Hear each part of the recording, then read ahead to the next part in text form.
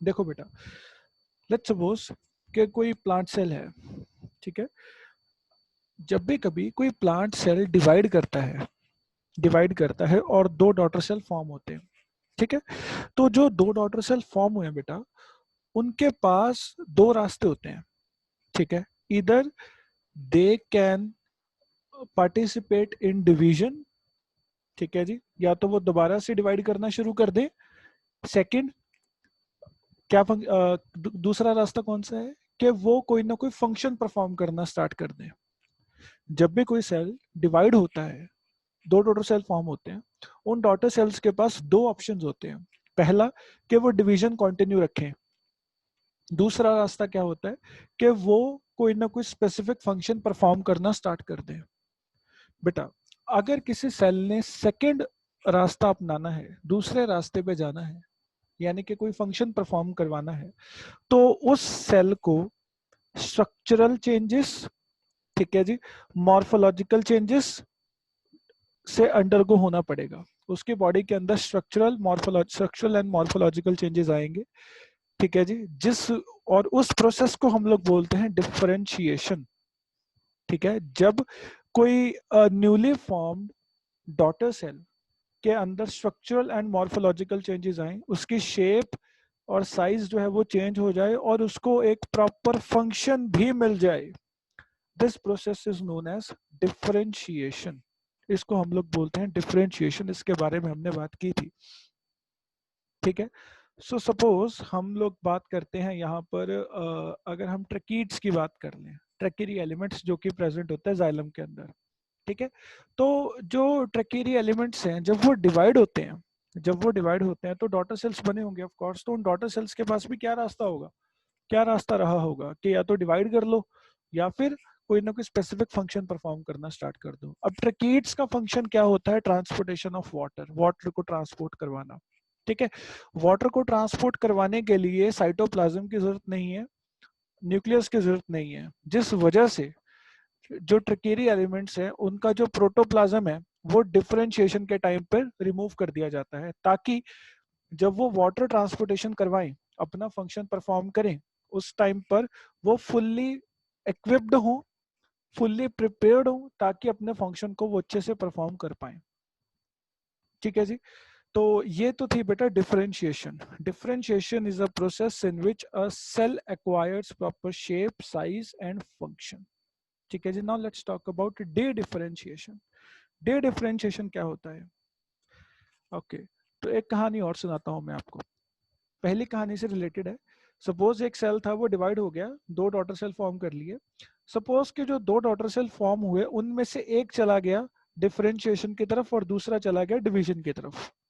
जो दूसरा था वो कहता कि नहीं, मैंने डिवीजन ही करनी है, उसकी फेट इस तरह की है कि वो डिवाइड ही करता रहेगा, ठीक है।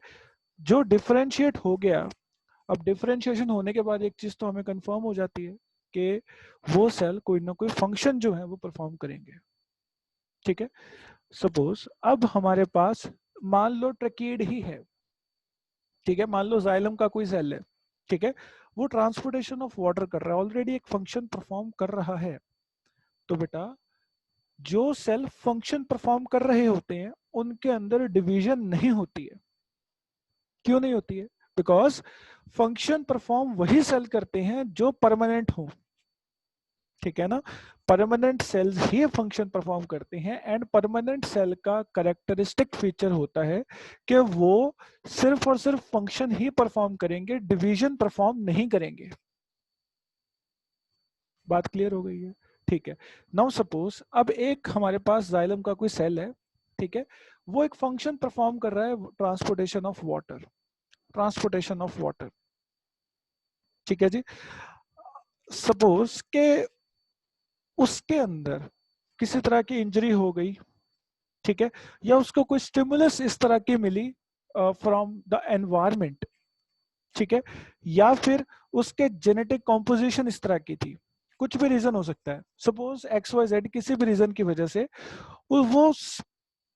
वो जाइलम का सेल स्टिमुलेट हो गया कि उसको फिर से डिवीजन करवानी है। रिमेंबर, जब भी कभी कोई परमानेंट सेल के अंदर डिवीजन होगी जब भी कभी कोई परमानेंट सेल तो डिवीजन नहीं करता है ना, परमानेंट सेल तो फंक्शन परफॉर्म करता है।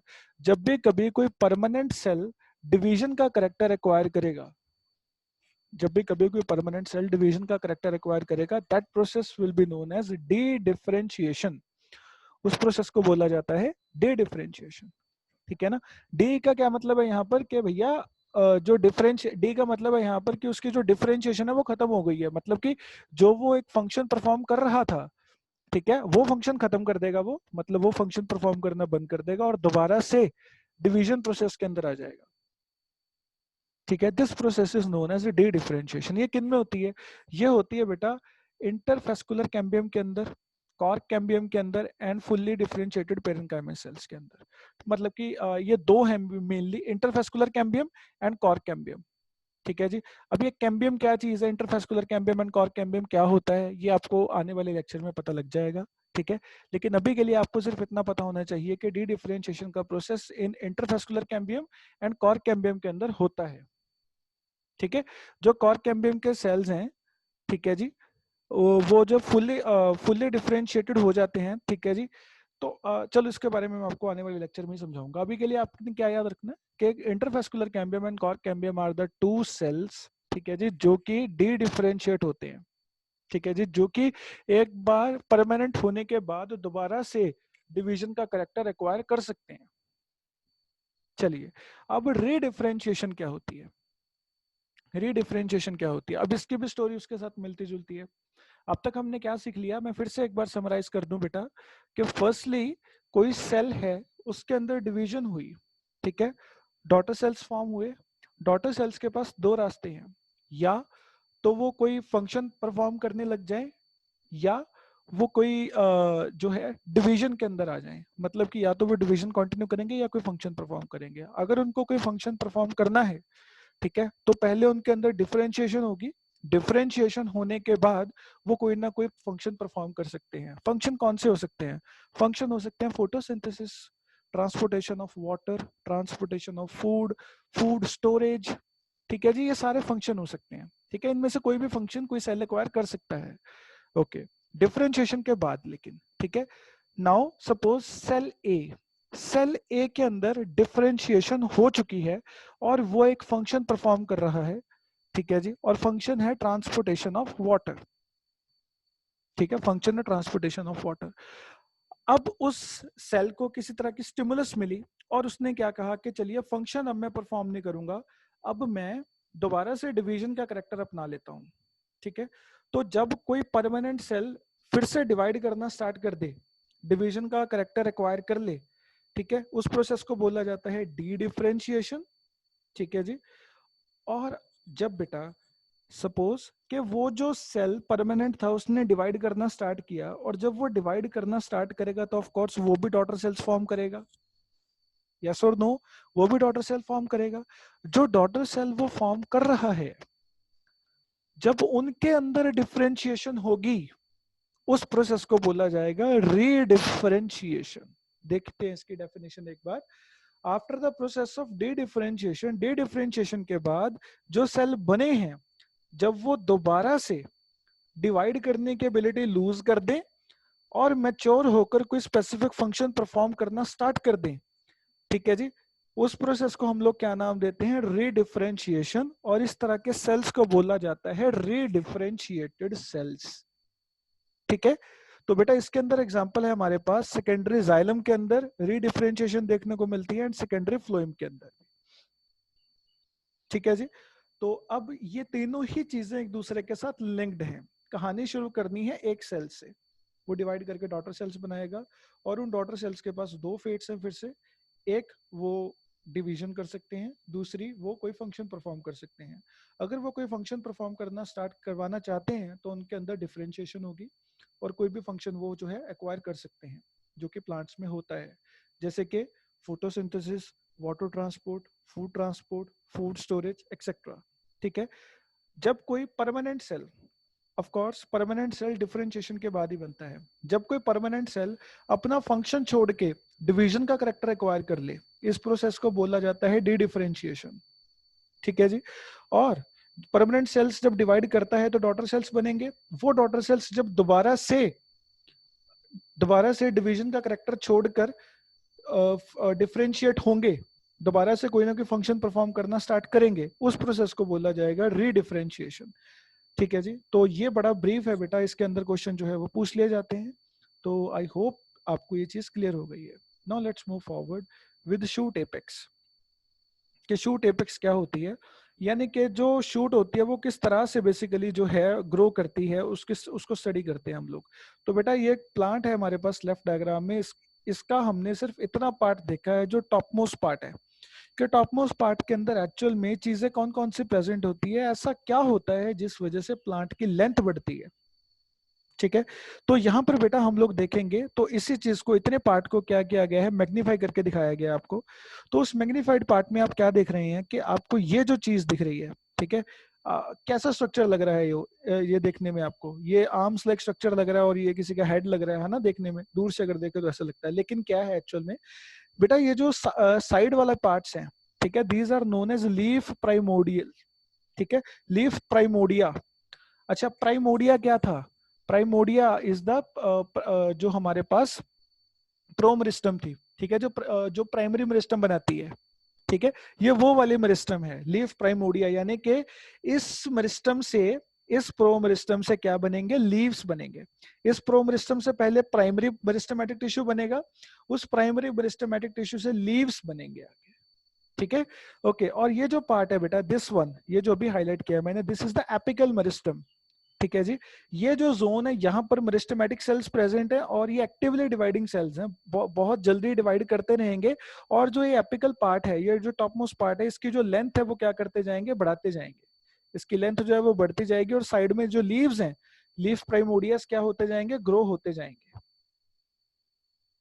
ठीक है जी, और इसके साइड्स में आप लोग यहाँ क्या देख सकते हैं, बड्स भी देख सकते हैं, ट्राइकोम्स, और जो बड फॉर्मेशन है वो साइड्स में हो रही है। ठीक है जी, ये हमारे पास ब्रांचिंग में भी हेल्प कर सकती है, लिविंग में भी हेल्प कर सकती है, यहाँ पे लीव्स भी आ सकते हैं, ब्रांचेस भी आ सकती हैं। ठीक है, या फिर जो बर्ड्स हैं उनमें फ्लावर्स भी ग्रो कर सकते हैं। ठीक है, बर्ड से क्या क्या बन सकता है बेटा, बर्ड से फ्लावर भी बन सकता है, फ्लावर बर्ड भी होती है, लीफ बर्ड भी होती है। ठीक है, वो बर्ड जिससे लीफ बने उसको लीफ बर्ड बोलते हैं, वो बर्ड जिससे फ्लावर बने that is known as flower bud. ठीक है जी, तो ये है बेटा हमारे पास डायग्राम जो कि शो करता है कि हमारे पास शूट मतलब कि स्टेम के एपेक्स का मतलब होता है टॉप मोस्ट पार्ट का स्ट्रक्चर किस तरह से होता है। ठीक है, तो साइड में क्या प्रेजेंट होता है, लीफ प्राइमोडियस प्रेजेंट होते हैं, एंड एपिकल मेरिस्टम जो है वो प्रेजेंट होती है। और आप क्या देख रहे हैं यहाँ पर, बड जो प्राइमोडियम है वो भी प्रेजेंट है। बेटा ये प्राइमोडियम या प्राइमोडिया, ये एक्चुअल में ये प्रोमेरिस्टम के पार्ट है। ठीक है ना, प्रोमेरिस्टम वो वाली मेरिस्टम होती है जो कि सबसे पहले ओरिजिनेट होती है प्लांट के अंदर, जिसकी वजह से जो प्लांट के पार्ट्स हैं वो बनते हैं। प्रोमेरिस्टम ही प्राइमरी मेरिस्टेमेटिक टिश्यू बनाती है, और प्राइमरी मेरिस्टेमेटिक टिश्यू से ही लेट लाइफ के अंदर, ठीक है, सेकेंडरी मेरिस्टेमेटिक टिश्यू डेवलप होते हैं। ये हमने कल वाले लेक्चर के अंदर चीज स्टडी की थी। ठीक है, तो शूट एपेक्स का मतलब क्या होता है, शूट एपेक्स क्या है, ऐसा पोर्शन है शूट का जो कि सबसे टॉप के ऊपर प्रेजेंट होता है, और ठीक है जी, सबसे टॉप के ऊपर प्रेजेंट होता है।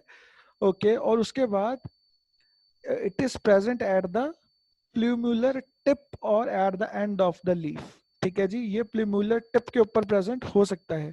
अच्छा, ये जो प्ल्यूमुलर है, ये प्ल्यूमुलर वर्ड कहाँ से आ रहा है, सीड के अंदर मैंने आपको बताया था तीन पार्ट्स होते हैं बेटा, कौन कौन से, एक होता है रेडिकल, एक होता है प्ल्यूम्यूल, और एक होता है एंडोस्पर्म।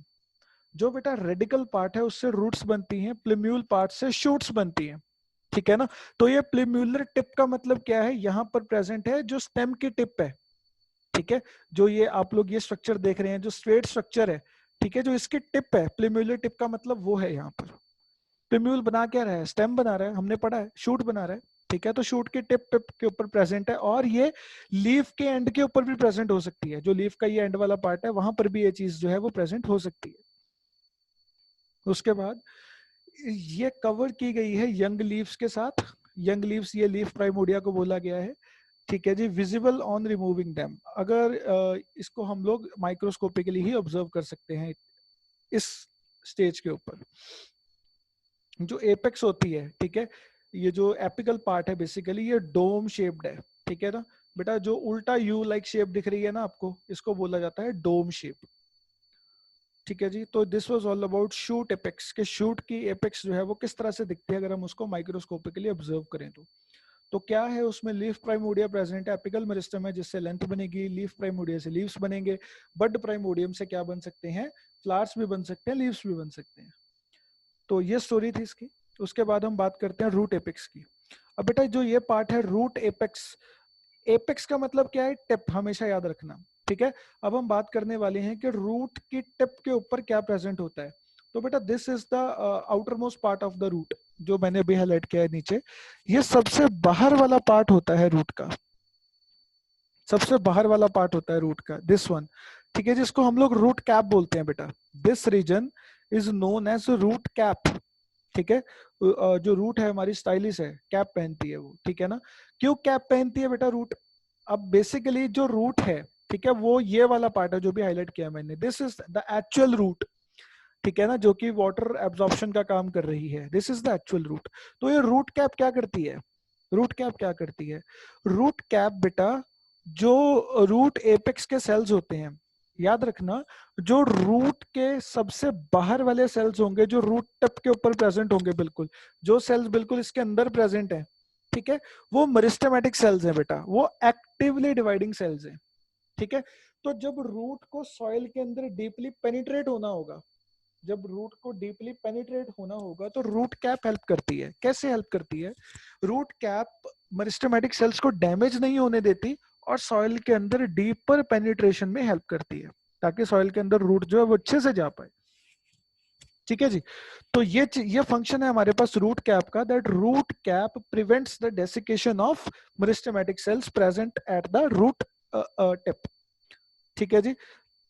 नाउ बेटा जो ये दिस रीजन, जो ये रीजन है, ठीक है जी, इसको हम लोग बोलते हैं, इसको बोला जाता है जोन ऑफ सेल डिवीजन, ठीक है बेटा। इस रीजन को क्या बोला जाता है, जोन ऑफ सेल डिवीजन। देखना बेटा ध्यान से जो पार्ट में हाईलाइट कर रहा हूं, zone of cell division.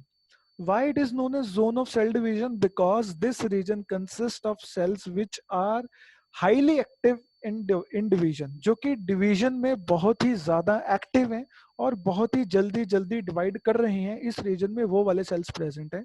This is why this region is known as zone of cell division, ठीक है बेटा। उसके ऊपर वाला जो रीजन है, this part of root, this part of root is known as zone of elongation.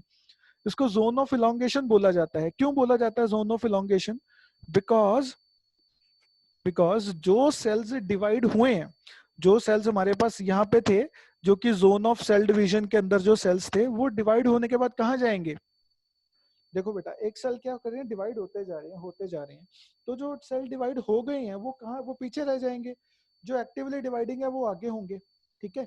तो ये जोन ऑफ इलोंगेशन में कौन से सेल्स हैं जो जस्ट अभी डिवाइड होकर के हटे हैं, उनमें क्या होगी, आफ्टर डिवीजन जो सेल्स हैं उनके अंदर इलोंगेशन होती है, वो सेल्स की लेंथ जो है वो इंक्रीज होती है।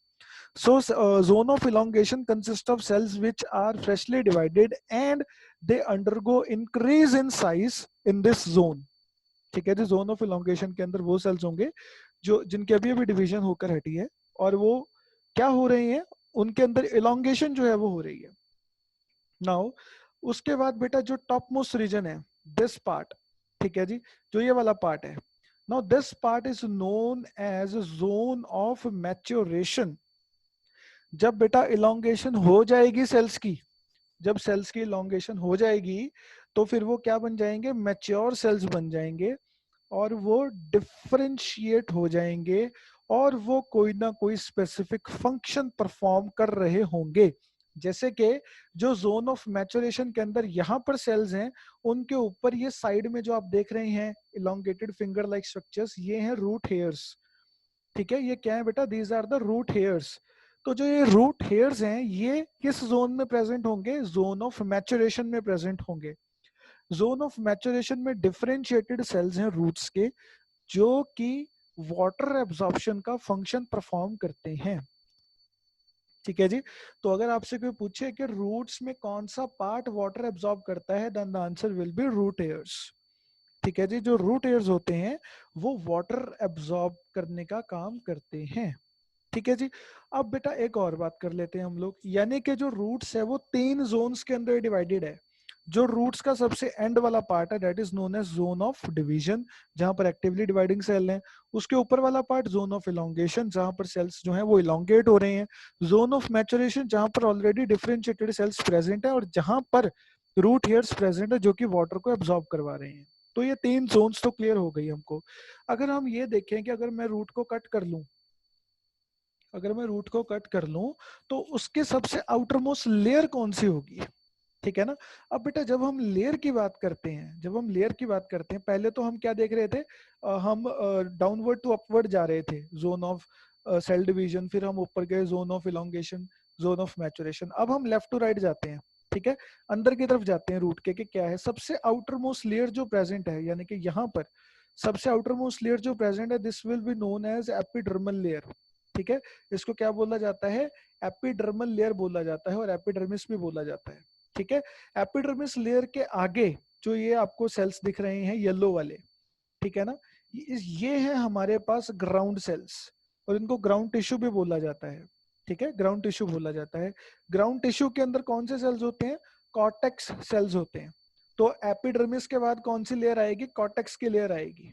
ठीक है, पहले सेल्स कौन से? एपिडर्मिस, उसके बाद आ गए कॉर्टेक्स, और कॉर्टेक्स के बाद अगला जो आपको ये पर्पल पार्ट दिख रहा है, this is the vascular bundles. इसके अंदर क्या प्रेजेंट है? वैस्कुलर बंडल्स प्रेजेंट हैं।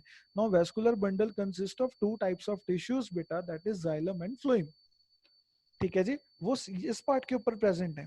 ठीक है, और सबसे सेंटर में, सबसे सेंटर में क्या प्रेजेंट होती है? पिथ प्रेजेंट होती है, या हमारे पास रूट के केस में स्टील बोला जाता है। Stele, STELE, stele, this is the innermost part of the root. Root का सबसे इनर मोस्ट पार्ट होता है ये। ठीक है, तो अब बेटा आपको रूट्स का स्ट्रक्चर जो है वो क्लियर हो गया है कि किस तरह से जो रूट है वो वर्क करती है। नाउ नेक्स्ट थिंग के बारे में बात करते हैं हम लोग। Okay, so now let's talk about permanent issues. Permanent issues कौन कौन से होते हैं और वो क्या फंक्शन परफॉर्म करते हैं? Remember, always remember, meristematic tissues जो हैं वो फंक्शन परफॉर्म एक ही कर रहे हैं बेसिकली, और वो डिवीजन है।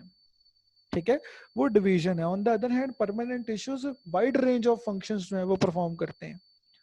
ठीक है जी, जैसे कि हमने अभी देखा है water absorption, food storage, food synthesis, etcetera. Now let's talk about permanent tissues.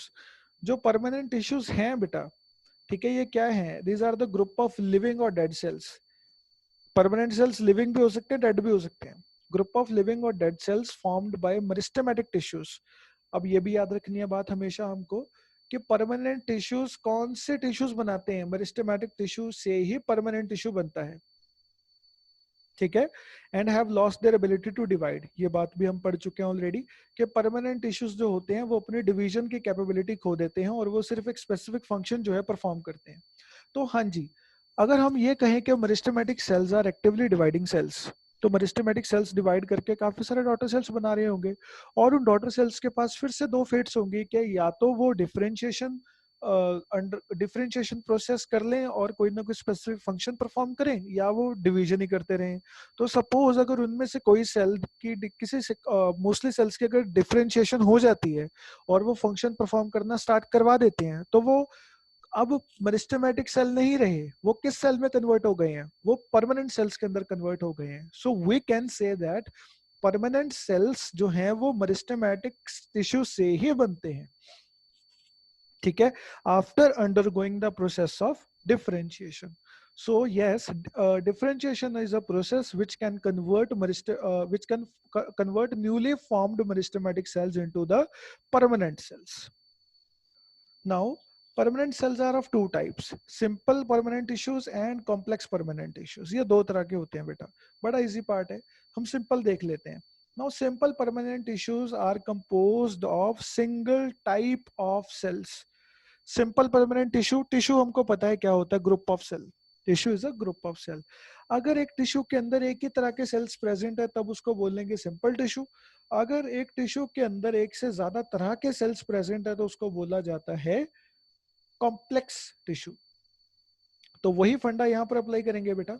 जो सिंपल परमानेंट टिश्यूज हैं ये सभी के सभी आपने मान के चलना है। For example parenchyma is a simple permanent tissue, तो पेरेन्काइमा टिश्यू के जितने भी सेल्स हैं वो सारे एक ही तरह के हैं, ठीक है। कॉलिनकाइमा टिश्यू के जितने भी सेल्स हैं वो सारे एक ही तरह के हैं। स्क्लेरेनकाइमा के जितने भी सेल्स हैं वो सारे एक ही तरह के हैं। कॉम्प्लेक्स में ऐसा नहीं होता है, ये सिंपल में होता है। चलिए now let's talk about parenchyma cells. तो पेरेन्काइमा का डायग्राम देखकर ही आपको एक चीज तो क्लियर हो गई होगी कि जी ये बड़े क्लोजली पैक्ड हैं, सॉरी कि इनके अंदर जो स्पेसेस हैं वो प्रेजेंट हैं, they are not so closely packed, ठीक है जी। जैसे कि आप लोग यहाँ पर देख सकते हैं कि इनके अंदर ये देखिए इंटरसेलुलर स्पेसेस जो हैं वो प्रेजेंट होती हैं। पेरेन्काइमा टिश्यू के अंदर इंटरसेलुलर स्पेसेस जो हैं वो आपको दिख रही हैं, ठीक है। कॉलिनकाइमा के अंदर कम है इंटरसेलुलर स्पेसेस और स्क्लेरेनकाइमा के अंदर बिल्कुल भी नहीं है। चलिए अब इनका एक एक पॉइंट जो है वो डिटेल में स्टडी करते हैं हम लोग। सेल शेप के बारे में देख लेते हैं पहले तो पेरेन्काइमा टिश्यू के जितने भी सेल्स हैं सभी आइसोडायमेट्रिक हैं, ठीक है। Isodiametric cells which are oval, spherical और पॉलीगोनल इन शेप, ठीक है जी। आइसोडायमेट्रिक सेल्स का क्या मतलब है? ऐसे सेल्स सेल्स का ग्रुप जिनका डायमीटर सेम है, ठीक है जी, और इनकी शेप कौन सी हो सकती है? ओवल हो सकती है, स्फेरिकल हो सकती है और पॉलीगोनल हो सकती है। On the other hand, if we talk about collenchyma tissue, then it is composed of circular, oval और polyhedral type of cells. इनके सेल्स की शेप की बात हो रही है बस अभी। स्क्लेरेनकाइमा के अंदर जो शेप्स हैं वो वेरी करती हैं, ठीक है। दो शेप्स होती हैं इनके अंदर, कौन कौन सी? एक होती है फाइबर और एक होती है स्क्लेरीड, ठीक है। फाइबर एंड स्क्लेरीड, जिसके मैं आगे शो करता हूँ आपको डिटेल में कि कौन सी शेप होती है। अभी सिर्फ शेप का नाम याद रखेंगे। Fibre and sclereids are two types of shapes which can be seen in sclerenchyma cells. So now let's talk about cell wall. Cell wall जो है पेरेन्काइमा की वो थिन होती है, सेल्यूलोज के साथ बनी होती है।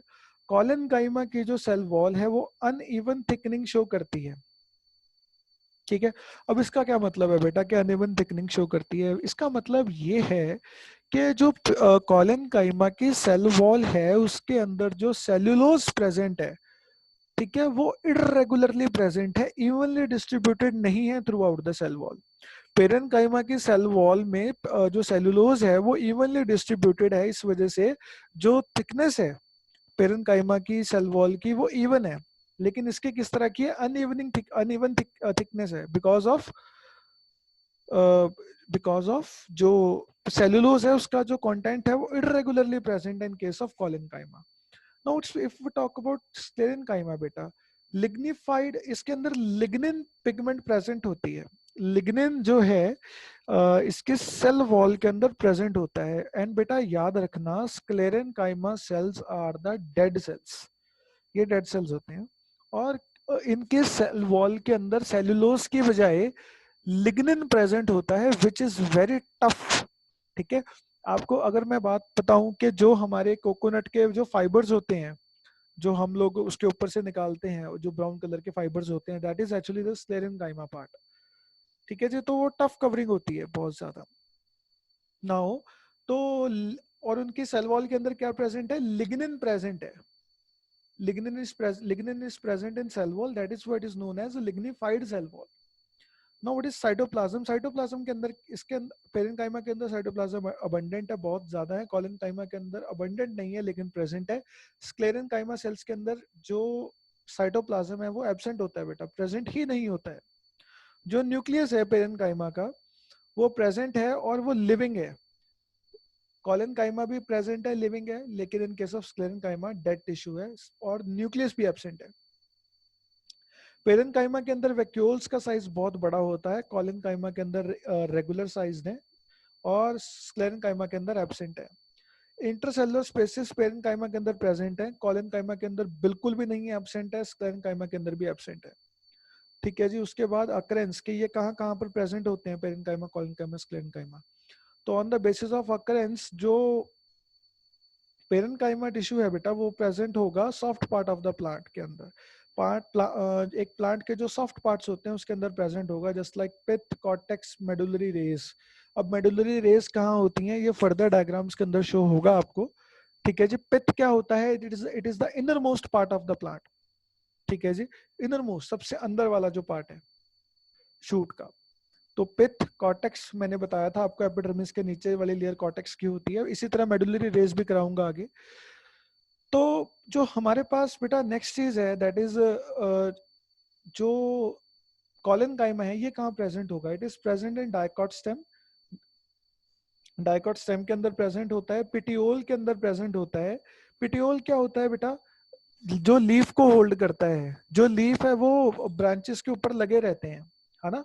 तो लीफ की स्टार्टिंग से पहले एक छोटा सा स्टॉक दिखता है आपको, that is known as petiole, उसको पिटियोल बोला जाता है। ओके उसके बाद बीनीथ द एपिडर्मिस, एपिडर्मिस के नीचे भी कॉलेनकाइमा की लेयर जो है वो प्रेजेंट होती है।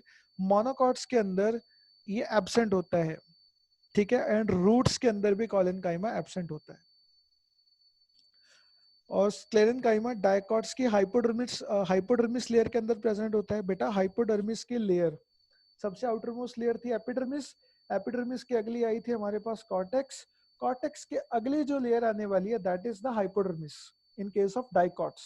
डाइकॉट प्लांट के अंदर कॉर्टेक्स की अगली लेयर कौन सी होती है? हाइपोडर्मिस की होगी, ठीक है। बंडल शीथ सेल्स जो होते हैं बेटा ये प्रेजेंट होते हैं हमारे लीव्स के अंदर, ठीक है। लीफ अनाटॉमी जब कराएंगे उसमें डिटेल में करा दिया जाएगा। बंडल शीथ इस तरह के सेल्स होते हैं बेटा जो कि कार्बन डाइऑक्साइड को प्रोसेस करने में हेल्प करते हैं। बेसिकली फोटोसिंथेसिस में इनकी पार्टिसिपेशन रहता है। पेरिसाइकिल, ठीक है, ये भी आपको आगे आने वाले उसमें डायग्राम्स में शो किया जाएगा कि पेरिसाइकिल क्या होता है। सीड एंड फ्रूट के पल्प्स के अंदर भी जो स्क्लेरेनकाइमा टिश्यू है ये प्रेजेंट होता है। नाउ अब फंक्शंस की बात कर लेते हैं। तो पेरेनकाइमा का काम है फूड स्टोरेज का और फोटोसिंथेसिस का। अगर कॉलेनकाइमा की बात कर ले तो ये बेटा मैकेनिकल सपोर्ट प्रोवाइड करवाता है और ये फोटोसिंथेसिस में भी पार्टिसिपेट करता है, ठीक है जी। ये टेंसाइल स्ट्रेंथ प्रोवाइड करता है प्लांट को, मतलब कि ये जो एक तरह की आप फ्लेक्सिबिलिटी कह सकते हैं, ठीक है। कॉलेनकाइमा टिश्यू की वजह से जो प्लांट है वो होते हैं वो थोड़े फ्लेक्सिबल होते हैं। और जो स्क्लेरेनकाइमा टिश्यू ये हार्ड होता है, ये फ्लेक्सिबल जो है हमारे पास कम होता है एज कम्पेयर टू कॉलेनकाइमा। और ये प्रोटेक्शन प्रोवाइड करता है फ्रॉम स्ट्रेस एंड स्ट्रेन, और ये मैकेनिकल स्ट्रेंथ प्रोवाइड करता है प्लांट को। अब प्लांट को स्ट्रेस कौन सा हो सकता है? ठीक है, इनको कोई टेंशन तो नहीं है ऑफ कोर्स, इनको स्ट्रेस हो सकता है वाटर स्कैर्सिटी, हाई टेम्परेचर, ठीक है, ये स्ट्रेस कंडीशंस हो सकती हैं। ड्राउट कंडीशन जो होती हैं, ठीक है, ये स्ट्रेस कंडीशन हो सकती हैं। या फिर हाई विंड स्पीड जो है ये स्ट्रेस हो सकता है प्लांट के लिए। तो स्क्लेरेनकाइमा इस तरह के स्ट्रेस और स्ट्रेन से प्लांट को प्रोटेक्ट करके रखता है। So these are the different types of simple permanent tissue. Now let's talk about complex जो हमारे पास स्क्लेरेनकाइमा के टाइप्स हैं उसके बारे में बात कर लेते हैं। तो yes I have told you कि मैं आपको स्क्लेरीड्स एंड फाइबर का स्ट्रक्चर दिखाऊंगा। तो बेटा यहाँ पर बात कर लेते हैं अब हम कि जो स्क्लेरीड एंड फाइबर्स हैं इनके अंदर फर्क क्या होता है। नाउ तो बेटा जो फाइबर पार्ट है प्लांट का, ठीक है जी, ये इसकी जो शेप है वो आप लोग देख सकते हैं नीचे, ठीक है। इलोंगेटेड शेप जो है फाइबर्स की वो प्रेजेंट है, इलोंगेटेड सिलेंड्रिकल शेप के अंदर प्रेजेंट है ये जो फाइबर्स हैं, ठीक है। तो इसके स्ट्रक्चर में आपको क्या दिख रहा है? Fibres are long, narrow, thick and lignified cells, usually with pointed और ब्लंट एंड्स, ठीक है, जिनके ब्लंट एंड्स भी हो सकते हैं और पॉइंटेड एंड्स भी हो सकते हैं, ठीक है जी। तो अगर हम किसी स्क्लेरेनकाइमा का पार्ट काट कर देखें, ठीक है जी, तो ये जो सेल्स हैं ये राउंड और पॉलीगोनल भी अपीयर होते हैं हमको, ठीक है जी। और ये बंडल्स की फॉर्म में एग्जिस्ट करते हैं। अगर हम स्क्लेरीड्स के बारे में बात करें तो इनको हम स्टोन सेल्स भी बोलते हैं, स्क्लेरोटिक सेल्स भी बोलते हैं। ये प्रेजेंट होते हैं फ्रूट्स एंड सीड्स के अंदर। तो इस तरह का आपको जो ये फ्रूट है इसका एक मैग्नीफाइड स्ट्रक्चर दिखाया गया है। तो यहाँ पर आप ये जो सेल्स हैं वो देख सकते हैं। ये सेल्स शॉर्ट होते हैं, इनकी लेंथ ज्यादा नहीं होती है, आइसो डायमेट्रिक है, सेम डायमीटर के होंगे, स्फेरिकल, ओवल और टी शेप्ड हो सकते, सिलेंड्रिकल शेप भी हो सकते हैं, ठीक है। इनके सेल वॉल के अंदर भी लिग्निन जो है वो प्रेजेंट है, ठीक है जी। और ये लूज ग्रुप्स की फॉर्म में अकर करते हैं, ठीक है जी। तो नेक्स्ट जो पार्ट है दैट इज फंक्शंस के बारे में देख लेते हैं। तो जो फाइबर्स होते हैं वो स्ट्रेंथ प्रोवाइड कर रहे हैं, फ्लेक्सिबिलिटी प्रोवाइड कर रहे हैं एंड इलास्टिसिटी प्रोवाइड करते हैं प्लांट को। ऑन द अदर हैंड बेटा जो हमारे पास स्क्लेरीड्स वाला है दोनों ही ये स्क्लेरेनकाइमा के पार्ट्स, ठीक है ना। स्क्लेरेनकाइमा की दो शेप्स होती हैं, एक स्क्लेरीड और एक फाइबर। फाइबर के फंक्शन हमने पढ़ लेंगे, अब इसके देखते हैं, स्क्लेरीड्स के।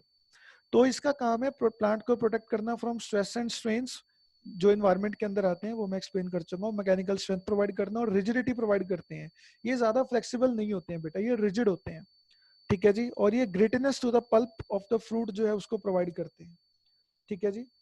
तो ये जो पेरेनकाइमा सेल्स के अंदर जब थिकनिंग हो जाती है, ठीक है, तो उससे हमारे पास जो स्क्लेरोटिक टिश्यूज हैं वो फॉर्म होते हैं।